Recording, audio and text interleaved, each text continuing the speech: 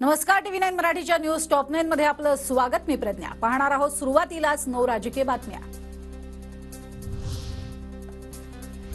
शरद पवार गटाला अजून एक मोठा धक्का बसण्याची चर्चा। पश्चिम महाराष्ट्रातील एका बड्या नेत्याला भाजपत प्रवेश देण्याच्या दिल्लीत हालचाली सुरू, सूत्रांची माहिती।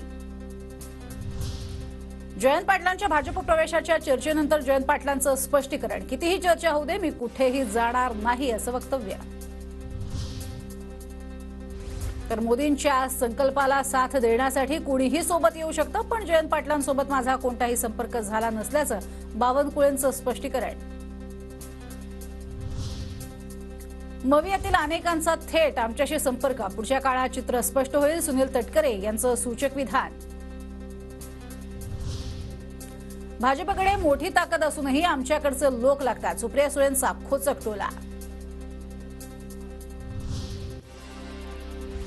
शरद पवारांना धक्का बसेल, पण जयंत पाटील मोठे नेते, त्यांना जायचं तिथे ते जाऊ शकतील। जयंत पाटलांच्या भाजप प्रवेशाच्या चर्चांवर दीपक केसरकरांचं सूचक विधान। रत्नागिरी सिंधुदुर्गची जागा भाजपचीच, पण लोकसभेसाठी इच्छुक नाही, निवडणुकीआधी बोलणं उचित होणार नाही, वरिष्ठ नेते निर्णय घेतील, नारायण राणेंचं विधान। लोकसभा निवडणूक लढवण्याची सर्वांची इच्छा, मीही अपवाद नाही, पंतप्रधान नरेंद्र मोदींनी शिवाजी महाराजांच्या विचारानं विकास केला, त्यामुळे लोकसभेला वेगळा विचार करणार नाही, उदयनराजे भोसलेंकडनं स्पष्ट। तर अजून जागा वाटप झालेलं नाही, उमेदवारांबाबत चर्चा झाली नाही, उदयनराजेंवरनं बावनकुळेंची प्रतिक्रिया।